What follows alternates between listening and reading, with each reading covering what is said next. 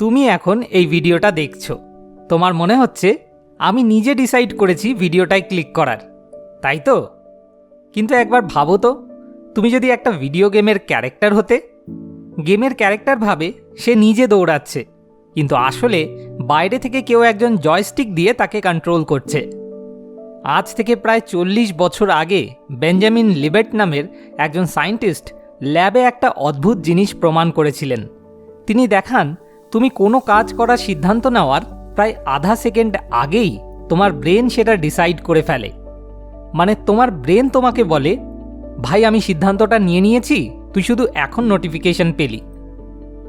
এটা শোনার পর একটা মারাত্মক প্রশ্ন মাথায় আসে, আমাদের কি সত্যি কোনো ফ্রি উইল বা স্বাধীন ইচ্ছা আছে, নাকি আমরা সবাই রিমোট কন্ট্রোলড খেলনা গাড়ি?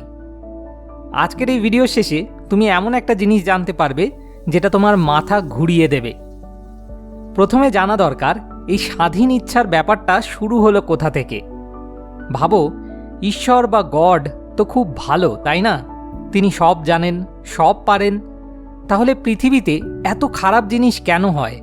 নিরীহ মানুষ কেন কষ্ট পায়? এই প্রশ্নের উত্তর দিতে গিয়েই খ্রিস্টান ধর্মে বলা হলো, গড মানুষকে ফ্রি উইল বা স্বাধীন ইচ্ছা দিয়েছেন। মানুষ নিজের ইচ্ছায় ভুল কাজ করে, তাই পৃথিবীতে এত কষ্ট। এখানে ঈশ্বরের কোনো দোষ নেই। কিন্তু এই উত্তর থেকে আর একটা সমস্যা তৈরি হলো, আমাদের কি তাহলে সত্যিই স্বাধীন ইচ্ছা আছে? শ্রী রামকৃষ্ণ খুব মজার একটা কথা বলেছিলেন। তিনি বলেছিলেন, আমাদের পুরোপুরি স্বাধীন ইচ্ছা আছে কি না তা তো জানি না, কিন্তু আমাদের ফ্রি ওন্ট আছে। অর্থাৎ কেউ যদি তোমাকে কোনো খারাপ কাজ করতে বলে, তাকে না বলার ক্ষমতা অন্তত তোমার আছে।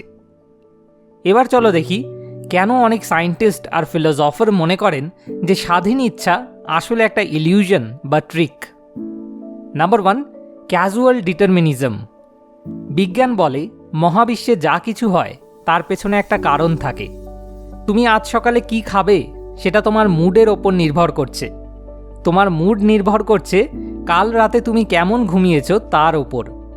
মানে তোমার প্রতিটা ডিসিশন আসলে তোমার অজান্তেই আগের একটা ঘটনার রেজাল্ট।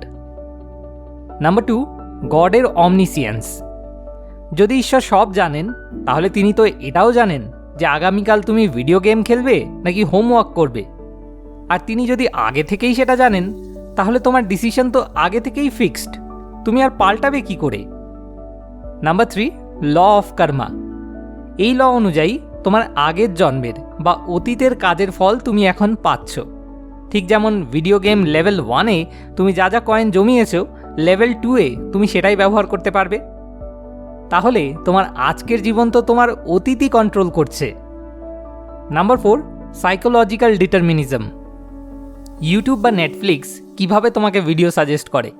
তোমার আগের দেখা ভিডিওর হিস্ট্রি বিচার করে। ঠিক তেমনই তোমার ডিএনএ, জিন্স, তোমার বাবা মায়ের শিক্ষা আর তোমার চারপাশের পরিবেশ, এসব মিলেই তোমার ব্রেনের অ্যালগোরিদম তৈরি হয়েছে। তুমি ভাবছো তুমি নিজে ডিসাইড করছো, আসলে তোমার ব্রেনের অ্যালগোরিদম তোমার হয়ে ডিসাইড করে দিচ্ছে।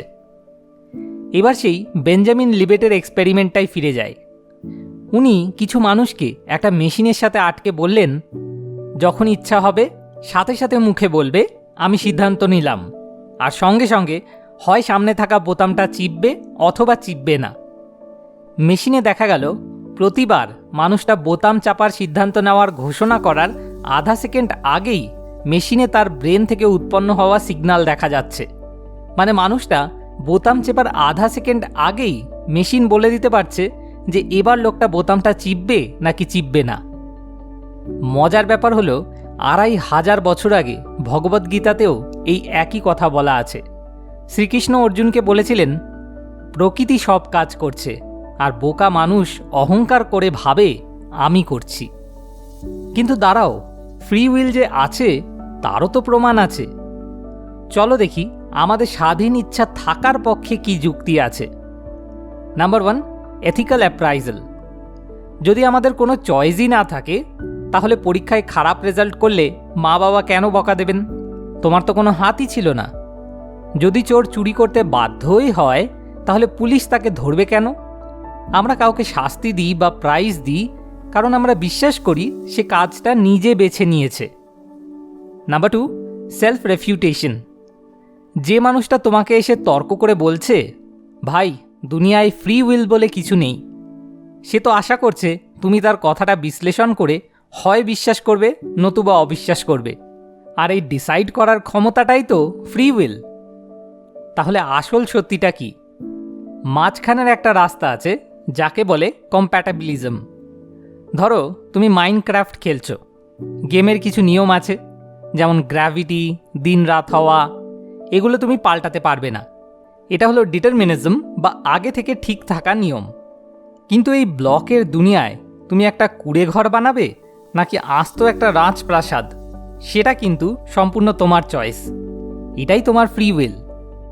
মানে কিছু নিয়ম আগে থেকে ঠিক করা থাকলেও সেই নিয়মের মধ্যেই আমরা আমাদের স্বাধীনতা ব্যবহার করতে পারি। স্বামী বিবেকানন্দ বলেছিলেন, আমাদের মন আর বুদ্ধি নিয়মে বাঁধা, কিন্তু যখন তুমি গভীর ঘুমে থাকো তখন তোমার কোনো ইচ্ছা থাকে না, তাও তুমি বেঁচে থাকো।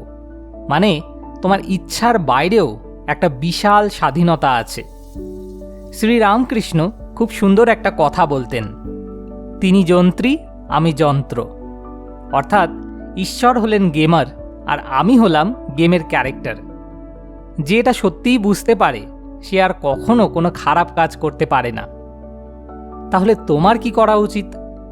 তোমার মনে হচ্ছে তুমি নিজে কাজ করছো, এই ফিলিংসটাকে কাজে লাগাও, মন দিয়ে পড়াশুনো করো, ভালো কাজ করো, কিন্তু কাজ করার পর যাই ফলাফল হোক না কেন মনে মনে বলো, যা হলো সবই তার ইচ্ছায়। সংস্কৃতে একে বলে নামাহা, যার আসল মানে হলো না মমা বা এটা আমার নয়।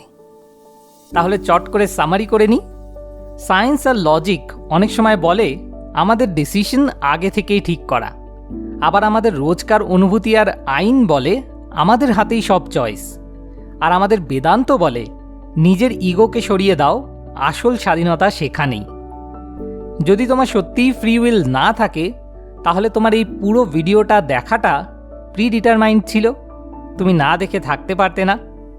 কিন্তু যদি ফ্রি উইল থাকে তাহলে এই মুহূর্তে তোমার সামনে একটা চয়েস আছে। একটা কথা মনে রেখো, শুধু মানুষই নিজের প্রোগ্রামিং নিয়ে কোয়েশ্চেন করতে পারে, কোনো মেশিন কখনো জিজ্ঞেস করে না আমি কি সত্যিই সিদ্ধান্ত নিচ্ছি। তুমি এই প্রশ্নটা করছো, এটাই হয়তো তোমার ফ্রি উইল থাকার সপক্ষে সবচেয়ে বড় প্রুফ। এই ভিডিওটা এখনই তোমার সেই বন্ধুকে পাঠাও যে সব কিছুকে ভাগ্য বলে উড়িয়ে দেয়, দেখো সে কি জবাব দেয়। আর যদি মনে হয় এটা তোমাকে ভাবিয়েছে, শেয়ার করো, কারণ এই ভাবার ফ্রিডম এটাই হয়তো সবচেয়ে মানবিক জিনিস যা তোমার কাছে আছে। Thanks for watching. More wisdom, more solution, better life.